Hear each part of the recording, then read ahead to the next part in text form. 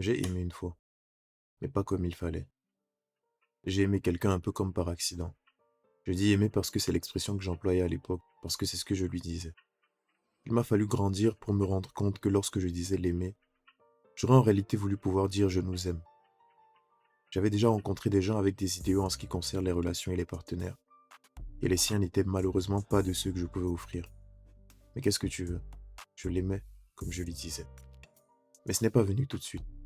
C'est la peur de la perdre qui m'a fait changer, ou plutôt la peur d'être seul, de ne plus avoir son attention, ses mains, ses yeux. C'est l'égoïsme et l'envie de possession qui m'ont poussé à changer et qui par conséquent m'ont fait passer de sentiments légers à quelque chose de plus fort. Et quelque part à côté de tout ça, c'était aussi l'envie de construire quelque chose de durable. Donc j'ai fait des efforts pour plaire, fait des promesses, cédé à pas mal d'attentes, encore et encore. Mais ce n'était jamais assez. Et pourtant j'ai continué. À en avoir du sang dans les selles, comme dirait Luigi. C'est à ce moment-là que j'ai compris que la situation m'avait échappé. J'étais devenu dépendant de cette relation que j'avais initialement abordée comme un maître. Simplement parce que ce que je représentais, ce que j'étais, ce que je faisais, n'était pas assez pour la contenter. Je dormais et me levais avec des douleurs à la poitrine, un mal-être profond. C'est fou de donner autant de pouvoir sur soi-même à quelqu'un, n'est-ce pas? Je suis sorti un jeudi, boire un verre. Je suis revenu le lundi. Je l'ai trompé. Parce que j'avais froid. Parce que je ne pouvais pas vivre comme ça. Parce que j'étouffais et qu'il y en a une qui, le temps de quelques jours, n'attendait rien de moi. Ne me jugeait pas et me disait tout ce que je voulais entendre de la bouche de celle qui avait mon cœur entre ses crochets. Je ne sais pas si j'aurais regretté si j'avais eu un mensonge plus crédible. Si elle ne m'avait pas quitté en disant qu'elle s'y attendait. Peut-être qu'elle souffrait plus que ce qu'elle m'a laissé voir. En tout cas, ça n'avait plus d'importance. Certaines infidélités sont des actes de résistance. D'autres, au contraire, des signes de lâcher prise. C'est bien après que j'ai découvert ces mots d'Esther Perel dans son ouvrage Je t'aime, je te trompe. J'avais déjà noté ce qu'il fallait que je change pour lui plaire. Je savais qu'un acte si ignoble ne devrait plus jamais se reproduire. Après tout, elle m'avait jamais rien fait de tel, n'est-ce pas? Elle ne méritait pas d'être souillée par mes actes. C'est triste à dire, mais après ce premier séisme, elle a finalement entendu mes appels à l'aide, mes appels à la compréhension. Moi, j'ai saisi tout ça et j'avais besoin d'elle. Parce que comme je lui disais et comme je le pensais, je l'aimais. Alors 6 mois plus tard, je suis revenu. Je n'ai pas fait l'acteur, je ne lui ai pas promis monts et merveilles. Elle me connaissait déjà et était prête à tout pardonner et oublier. Alors tout a recommencé. Et à ma grande surprise, tout allait pour le mieux. J'étais assez. J'étais heureux. J'ai revu un vieux flirt. Elle était toujours aussi élégante qu'à l'époque, toujours aussi gracieuse, toujours aussi belle, même si ce n'était pas autant que ma moitié. J'étais de passage dans sa ville pour quelques jours. On s'est vu une fois, puis une deuxième où ses appels de phare étaient bien plus évidents à décrypter. Elle voulait. Elle veut, hein. Elle veut, ça se voit, elle veut. Je voulais pas lui faire montrer que moi aussi j'ai, tu vois, mais ça se voit, elle veut. Je n'avais pas ce besoin qui m'avait d'une certaine manière coûté ma relation une première fois. Mais je suis un homme. Et tout le monde sait que les hommes trompent. On a nos désirs et nos pulsions. Je l'ai invité au resto durant ma dernière nuit. Je n'ai pas répondu aux 5 appels de ma copine. Je l'ai trompée. Par principe. Peut-être était-ce pour ça qu'elle m'avait pardonné une première fois. Parce que les hommes trompent, que les femmes pardonnent, et qu'ensuite ils mentent pour ne plus se faire prendre. Peut-être. Mais cette fois j'ai suivi le manuel. Certes, j'ai posé un acte ignoble, mais tout le monde le fait. Pourquoi pas moi? J'ai mieux menti, et je suis rentré chez moi retrouver ma chérie. Avec le temps, la relation a commencé à s'effriter, du moins de mon point de vue. Je ne sais pas si c'est parce que l'amour dure juste 3 ans ou parce qu'elle me répétait trop souvent à mon goût que j'étais comme tous les autres. Ce n'était pas vrai. Une fois sur deux, je l'avais trompée, pas par principe, mais par désespoir. Faute de négligence conjugale, par sa faute en réalité. Et elle était censée avoir pardonné. Pourquoi elle gardait ça en travers de la gorge et laissait jaillir des effluves de regrets de temps à autre? De toute façon, ça n'avait plus d'importance. J'étais un peu fatigué. Et étrangement, je plaisais à un certain nombre de femmes. Je suis sorti voir un ami qui n'existait pas. J'ai fait une belle rencontre. Je l'ai trompé. Parce que je le pouvais. Sans ruminer l'idée, sans me soucier de moi-même, de l'impact sur notre relation si ça venait à se savoir, sans suivre le manuel. Parce que l'expression de ma liberté est un besoin primaire que je me suis laissé assouvir de cette manière précise. Tout comme les riches oppriment les pauvres simplement parce qu'ils le peuvent. Tout comme l'homme écrase la fourmi simplement parce qu'il le peut. Sans aucun dédain ni ressentiment particulier. il nous manquait un truc. Entre nous deux, la flamme s'était éteinte. Je l'ai trompé une dernière fois pour la route, puis je l'ai quitté. Je l'ai trompé 4 fois, et j'avais 3 raisons différentes. La tristesse, la culture, l'indifférence. Mais au fond de chacune d'entre elles, je me suis dit qu'il y avait simplement mon égoïsme. Soit parce que j'étais à un stade où mon bien-être passait au-delà de toute considération, soit parce que les sentiments de l'autre n'avaient pas de grande importance, mais au fond, l'égoïsme. Pourtant, je sais bien que ça rend fou. Je sais bien que le cœur peut s'arrêter lorsque celui que tu aimes te blesse à un certain point. J'ai ensuite découvert la dame que j'ai mentionnée plus tôt, Esther Perel, une psychothérapeute belgo-américaine, spécialiste des relations amoureuses et du désir. Et en la lisant, j'ai compris que ce n'était pas aussi simple et qu'en réalité, ce n'était jamais aussi simple. Si l'élément déclencheur est plus évident, l'origine reste à décortiquer. Si pour moi ça a été simple, parce qu'en mettant en regard mon analyse personnelle et son avis d'experte, j'ai pu comprendre que l'égoïsme que je pointais du doigt était réel et valable pour moi. Il ne fallait pas le dissocier de facteurs connexes. Le mal-être qui a brisé quelque chose en moi, la culture et la mort des sentiments. Et elle le dit très bien dans son livre. S'il est tentant de réduire l'infidélité à une affaire de sexe et de mensonges, je préfère l'aborder sous l'angle de la relation amoureuse, sa complexité, ses barrières, ses peurs. Elle nous confronte aux forces instables et contradictoires de la passion.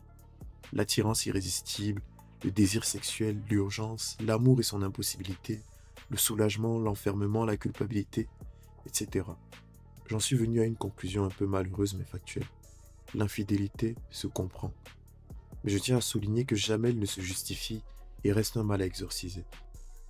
À un moment de notre histoire, j'ai épousé l'idée qui légitime l'adultère. Et après, j'ai cherché à comprendre 2 choses.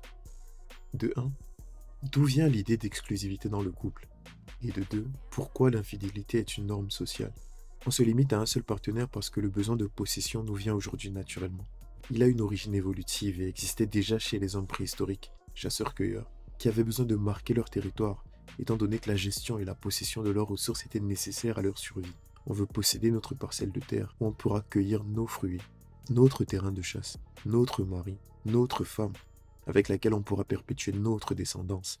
Si le désir de possession et d'exclusivité remonte à une certaine époque, l'exclusivité conjugale est relativement récente. Des études d'anthropologie montrent que dans certaines sociétés, la sexualité était communautaire et les enfants souvent élevés collectivement. Sarah Hardy parle de cooperative breeding dans Mothers and Others. En brouillant la paternité, les femmes assuraient protection et soutien à leurs enfants de la part de plusieurs hommes, sans conflit ouvert. L'une des théories les plus connues sur l'origine de la polygynie, c'est l'hypothèse du pourvoyeur masculin. Elle repose sur l'idée que la grossesse et l'allaitement rendaient les femmes vulnérables et renforçaient leur dépendance à un soutien masculin. Si chez les chasseurs-cueilleurs, la rareté des ressources limitait souvent les hommes à une seule partenaire, le modèle polygamique ou plus précisément polygynique s'est imposé dans les sociétés agricoles. Donc la possibilité d'accumuler terre et richesse a permis à certains hommes d'entretenir plusieurs femmes. Ce dernier a longtemps subsisté et a énormément influencé les mœurs et l'imaginaire collectif, avant d'être plus tard remplacé par la monogamie sous l'influence de facteurs divers comme le christianisme en Occident ou des révolutions culturelles en Chine par exemple.